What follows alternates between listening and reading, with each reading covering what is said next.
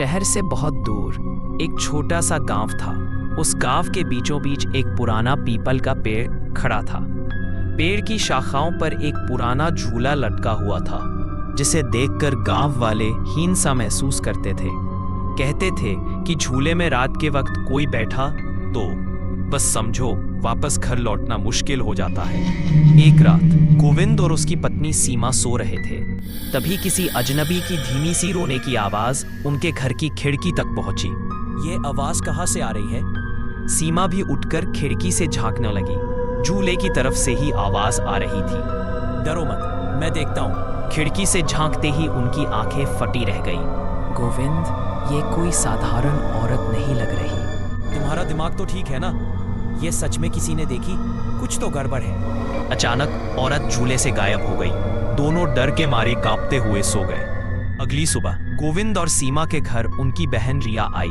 शहर से लौटकर आई थी। उसने झूले को देखा और कहा, वाह, ऐसा झूला मेरे शहर में नहीं देखा। रात होने पर रिया अकेले ही झूले के पास जाने लगी। रुक जाओ रिया, थोड़ा मजा करने दो। रात के अंधेरे में रिया झूले पर बैठी और झूला झूलने लगी। धीरे धीरे उसकी हंसी पेड़ के चारों तरफ गूंजने लगी, पर जैसे ही वह झूले से उतरने लगी, उसे किसी ने पकड़ लिया। कौन है? मुझे छोड़ो। गोविंद और सीमा उसकी आवाज सुनकर दौड़ते हुए बाहर आए। उन्होंने देखा कि रिया जमीन पर बेहोश पड़ी थी। हे भगवान, ये कैसे हो गया? अगली रात भी रिया की नींद टूट गई। पैर अपने आप झूले की तरफ बढ़ने लगे। इस बार झूले को काटना ही पड़ेगा, नहीं तो ये औरत गांव वालों के लिए खतरा बनेगी। गांव वाले भी ये देखकर डर के मारे अपने घरों में बंद हो गए। गांव वाले इकट्ठा हुए और झूले की रस्सी काट दी। झूला टूटते ही औरत का भूत तेज हवा में उड़ता हुआ दिखाई दिया। कुछ ही देर में भूत आग में जलकर राख हो गया। अगली सुबह गांव वालों ने राहत की सांस ली।